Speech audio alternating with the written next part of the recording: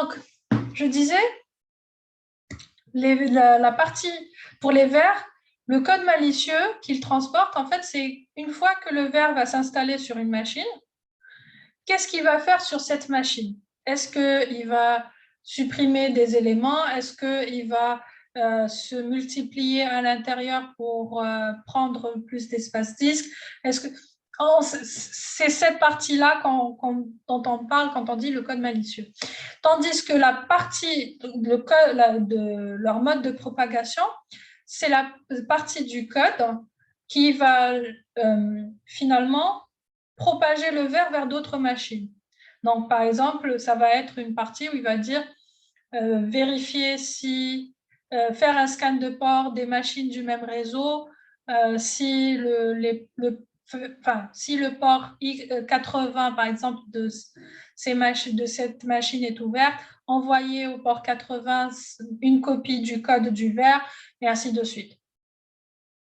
Donc, c'est les deux manières avec lesquelles il peut faire causer des dommages. Soit avec la partie malicieuse, le code malicieux qu'il transporte, c'est ce qu'on appelle le payload en anglais, soit avec la partie de propagation en étant finalement tellement il est agressif dans sa propagation que le réseau devient indisponible. Donc, il crée un DOS finalement. Les spyware sont des programmes qui monitorent l'activité de l'utilisateur et répondent en lançant des pop-up. Ils collectent des informations sur les utilisateurs qui vont être vendus à des marketeurs ou interceptent des données personnelles telles que des numéros de carte de crédit, etc. etc. Donc, ça, c'est pour un spyware. Spyware pour logiciel espion, finalement. Les chevaux de Troie ou Trojans sont des malwares qui vont avoir deux fonctions. Une fonction bénigne et une fonction maligne. Donc, ils vont se faire passer pour un logiciel quelconque qui est bénin, par exemple un jeu ou alors un éditeur de texte ou n'importe quoi. Mais en plus de ça, il va y avoir une partie maligne, donc comme l'histoire du cheval de Troie, où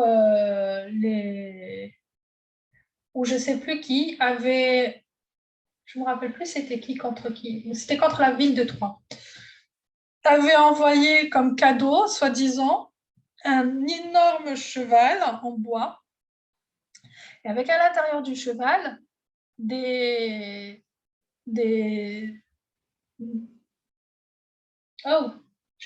guerriers, voilà, on va dire des guerriers, cachés à l'intérieur du cheval pour que, une fois la nuit tombée, ils vont pouvoir sortir du cheval et puisqu'ils allaient être de l'autre côté des fortifications de la ville de Troie et pouvoir attaquer de l'intérieur.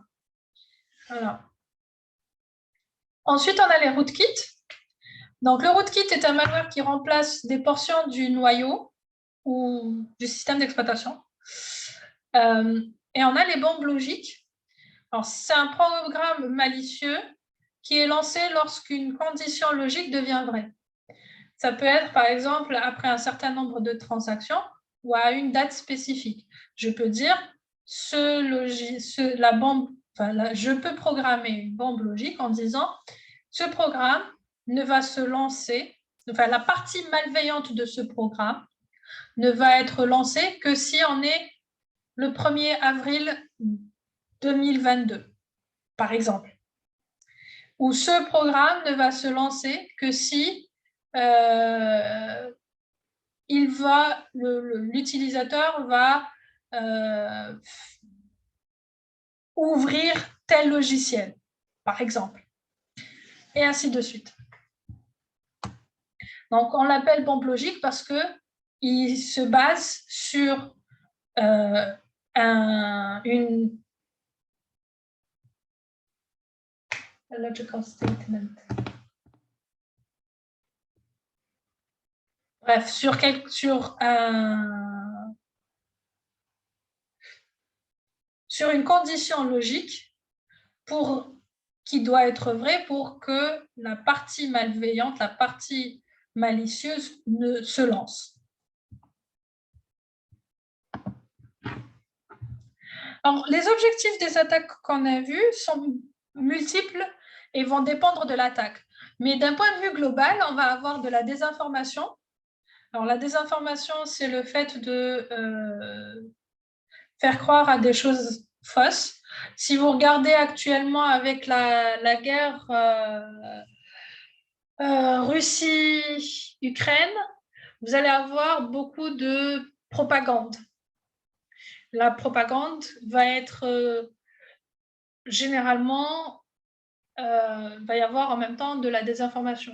Et dans cette propagande, elle est faite pour que les gens soient du côté de l'Ukraine ou du côté de la Russie, et il va y avoir de fausses informations qui vont être mises en même temps, et c'est pour pouvoir faire croire aux gens, ben voilà, il faut être avec X ou il faut être avec Y. On a aussi, bon, c'est pas juste le cas de guerre, hein. La désinformation peut se trouver dans tout élément, dans n'importe quel élément, hein. C'est pas juste la guerre. On a aussi empêché l'accès à une ressource.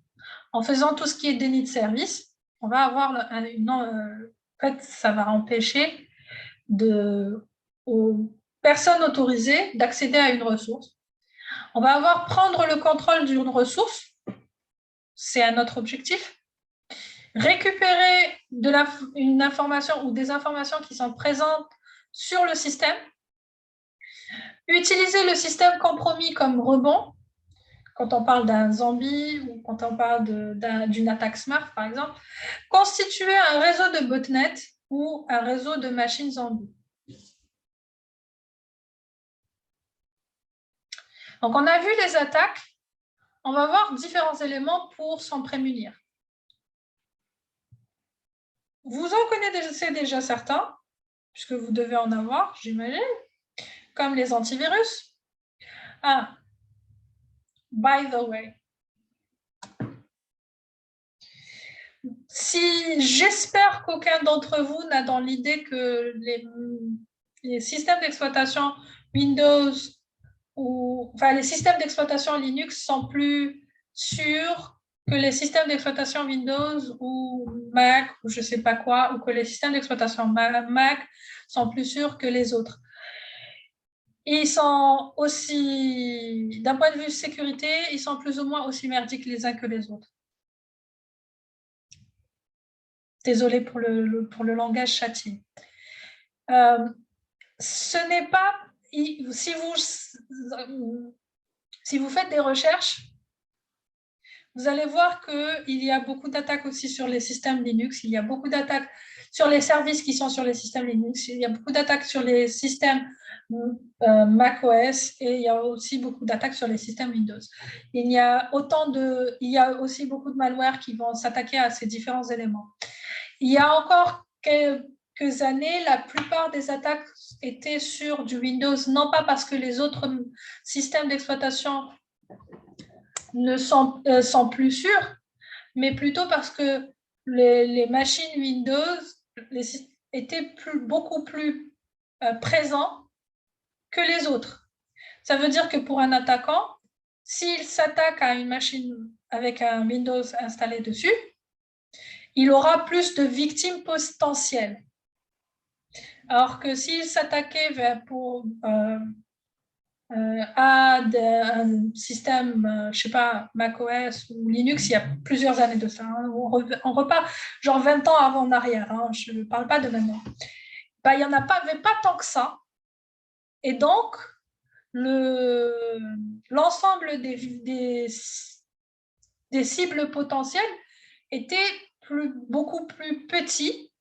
Et donc, pour l'attaquant, il préfère avoir un ensemble de cibles potentielles plus large qu'un ensemble de cibles potentielles plus petit parce que il va faire cet effort. Il préfère le faire une fois et avoir des millions de cibles possibles que le faire une fois et avoir des centaines de milliers, par exemple. C'est un peu ça, le truc. Mais au final, en 2022, ça n'a plus lieu, cette règle n'existe plus. Et même à ce moment-là, dans les années 90 et 2000, c'est pas que c'était juste, c'est pas que les systèmes d'exploitation n'étaient pas vulnérables, c'est juste que les attaquants, ça ne les intéressait pas de se cibler ces systèmes d'exploitation en particulier. Voilà, c'est tout. Sans plus. Donc, quand on est dans une entreprise, ou quand on est dans un environnement d'entreprise ou quoi que ce soit, environnement professionnel ou même pour vous-même, votre environnement personnel, il est intéressant de mettre en place des éléments de prévention et de détection des différentes attaques, malware, etc., pour limiter le risque de se faire attaquer. Donc, on a plusieurs outils qui permettent de limiter, d'aider à ça. On a les antivirus. Alors, les antivirus permettent de se prémunir, détecter et supprimer les virus et de manière plus générale, les malwares. Alors, le nom antivirus, c'est juste parce qu'au début, quand ils ont été créés pour détecter et supprimer les virus.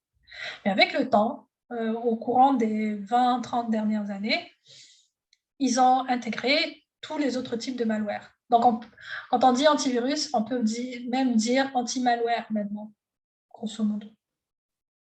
Ils utilisent différentes méthodes pas d'authentification, mais de détection, etc.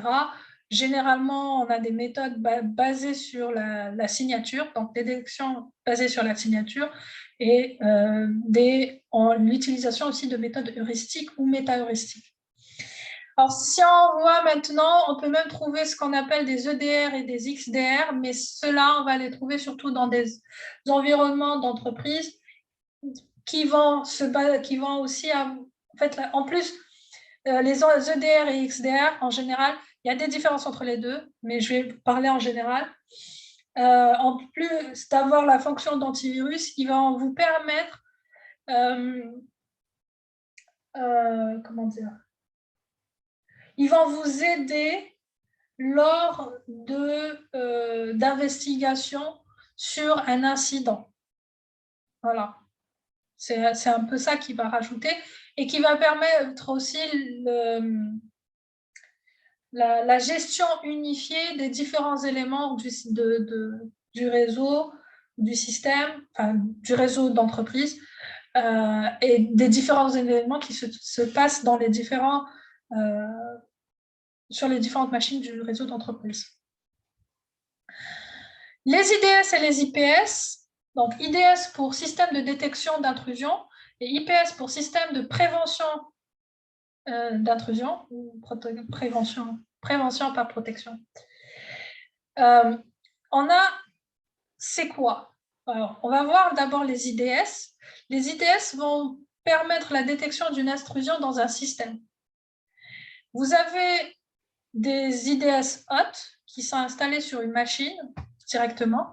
Vous avez des IDS réseau qui vont être installés sur le réseau et qui vont vérifier tous les paquets entrants et sortants pour voir est-ce qu'il n'y a pas une attaque. Et on a les IDS hybrides qui vont faire de l'IDS hot et le même travail qu'un IDS hot et en même temps le même travail qu'un IDS réseau. Tandis que les IPS, ils vont prévenir les intrusions en les bloquant. On a aussi deux types d'IPS, les IPS hot et les IPS réseau.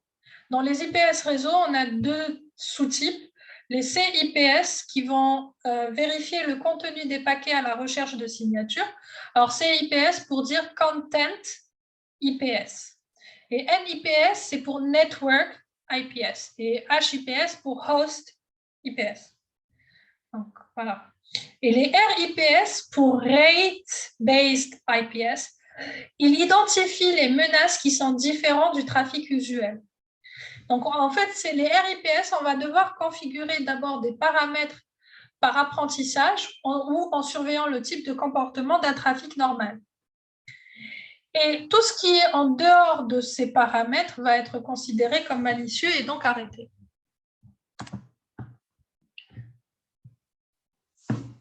Ce qu'on va voir finalement dans le NIDS, la différence entre l'emplacement d'un NIDS et d'un NIPS, en fait, il se base sur déjà qu'est-ce qu'ils font.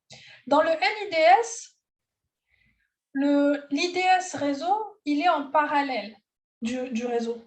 Ça veut dire que les paquets, quand ils arrivent là, ils vont être dupliqués. Une partie va, enfin, le même paquet va aller vers la destination finale, il va être copié et envoyé aussi vers l'IDS réseau.